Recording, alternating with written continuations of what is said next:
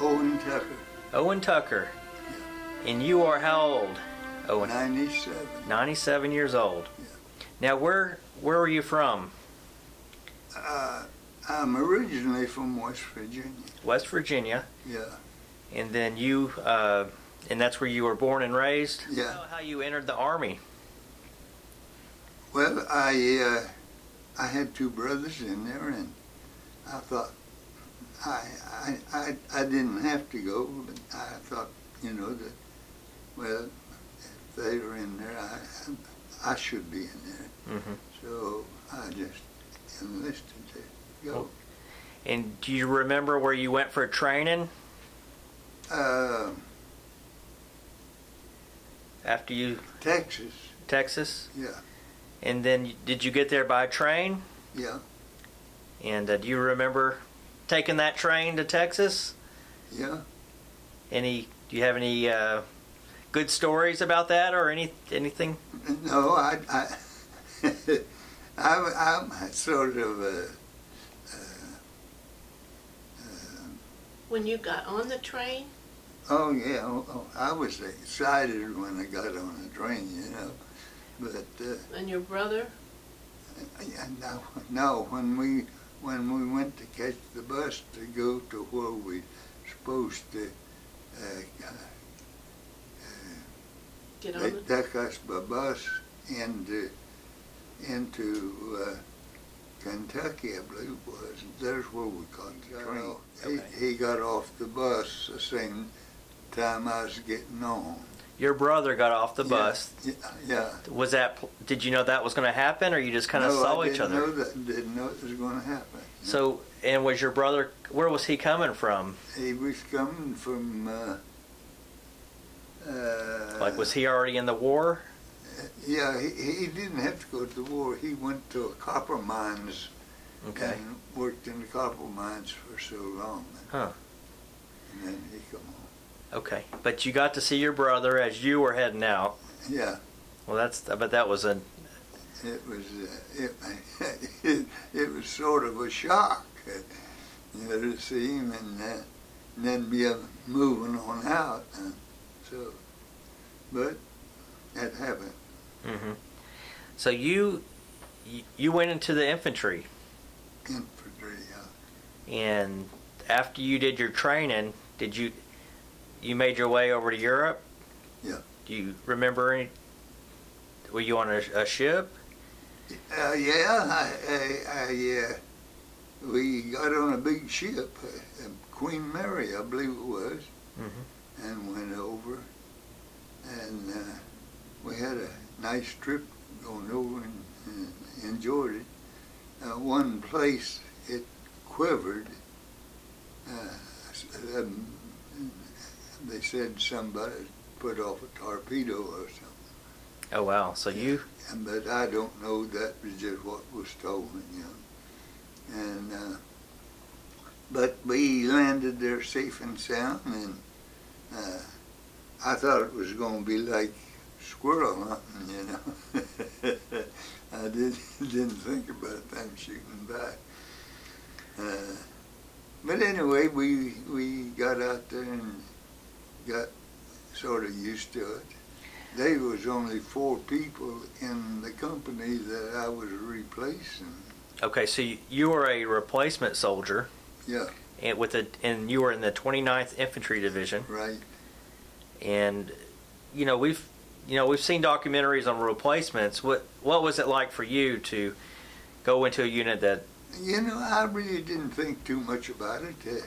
I've seen just 4 people then. And then just got out of the attack. But I had it in my mind, you know, just like squirrel hunting. And I was anxious to get out there, and when I got out there, I realized I was anxious to get out of it. Mm-hmm. Yeah. So you were a rifleman. A rifleman, yeah. In the infantry. Yeah. And did you see a lot of action? Oh yeah, I seen more than I wanted to. Mm-hmm. Tell them about the Jeep. The Jeep. Yeah. Tell us about the Jeep. Well, the Jeep was sitting still, and there was a man holding the steering wheel, and he didn't have no head. Was he an American soldier, or was he American? Yeah. American soldier? Mm-hmm. Yeah. Do you remember? Where did you land once you made it to Europe? Did you land in France, or? We landed at I believe they call it the Omaha Beach? I believe that's what they call it. First beach. Yeah, Omaha Beach. Yeah, okay, yeah.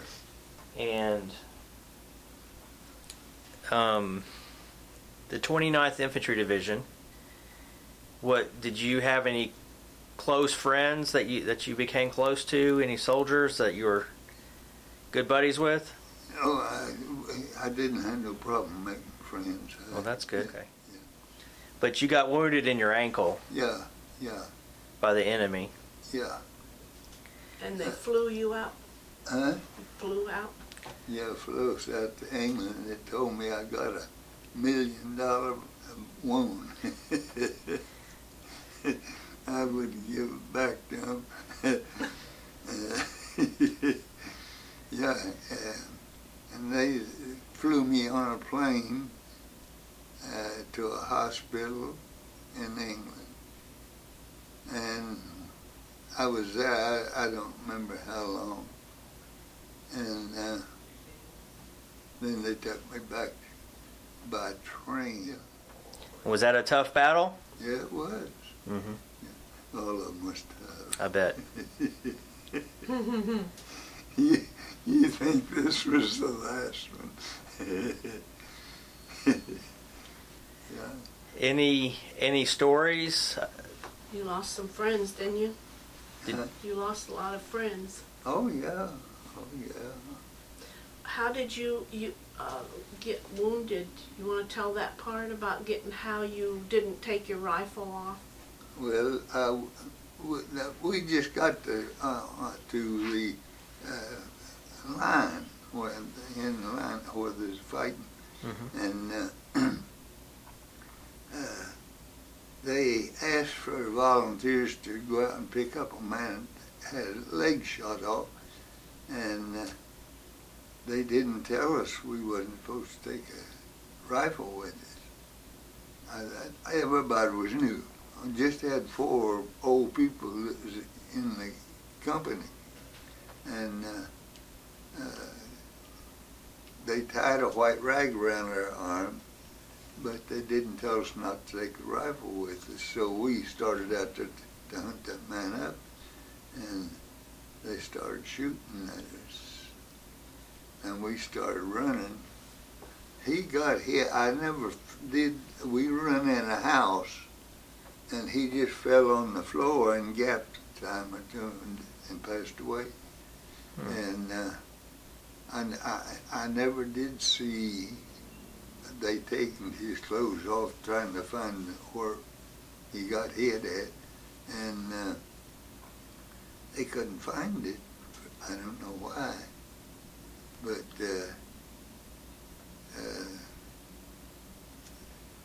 he passed on away, and they taken me and sent me out.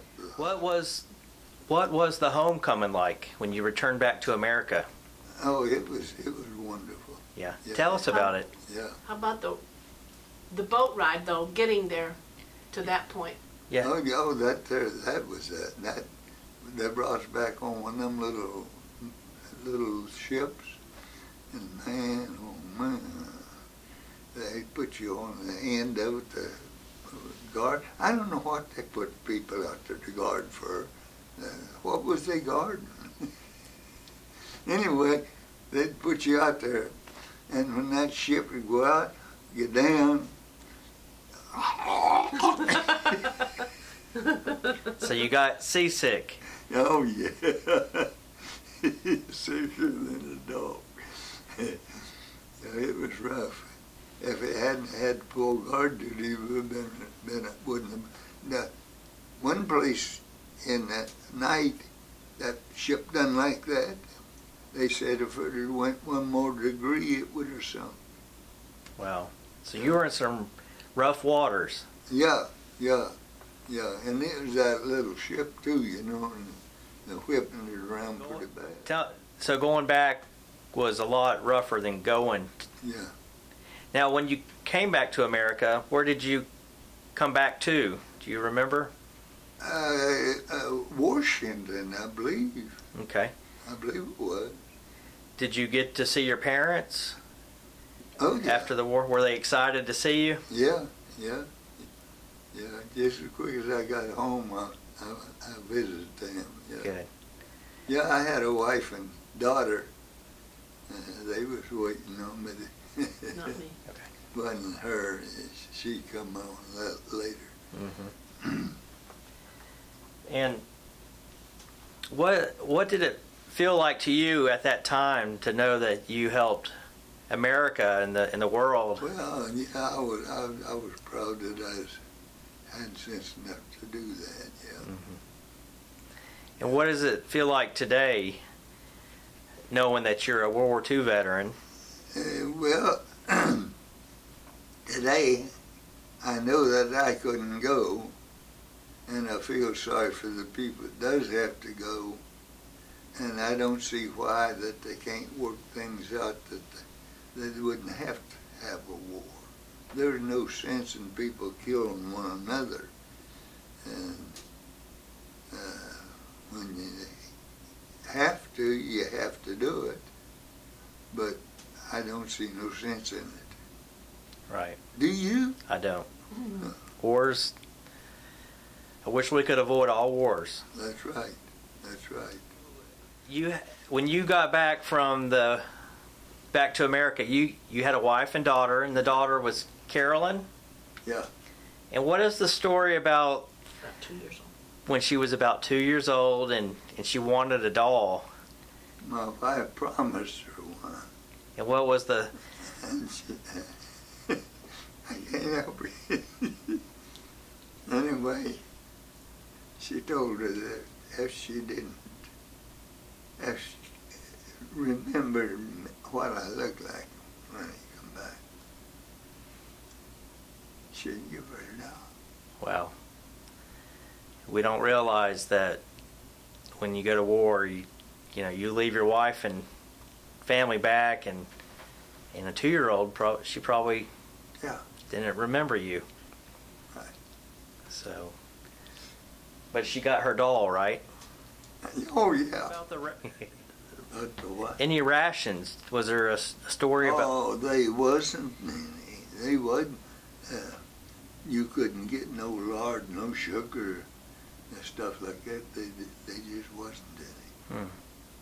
Yeah, she had a hard time. And Mother stood in line and got right up to took a bus to the place. But you tell this. we killed a hog just before I left, and I cut a lot of kindling before I left, and but she was free about dividing with the people. They didn't have none, so she ran out too. Oh, wow. Now, did you and your wife correspond by writing letters while you were at... Oh, yeah. Yeah. Oh, yeah. I think I had 2 or 3 at the same time. Yeah. Online. How did that make you feel as a fighting soldier to receive some mail from your wife? I couldn't read good, so I'd have one of them to read it for me, and I appreciated that. Mm-hmm. You still have some of the letters that your wife wrote to you. Yeah. Many, many years ago. Yeah. Do you ever pull those out of the... How's that? Do you ever pull those out and read them and remember? Yeah. And Yeah, I do. so, but we are really, really proud of you, and 97 years old. That's pretty old, man. Well, you look great. To God be the glory. That's right. But again, we're really proud of you and proud that you're here in Blount County with us, and it's been an honor to know you. Thank you. And I just want to thank you for doing this interview today. Oh, I thank God for bringing me home. Well, we are thankful to God also for bringing you home, and, Right. and we're just Thank you. grateful for you. Thank you very much.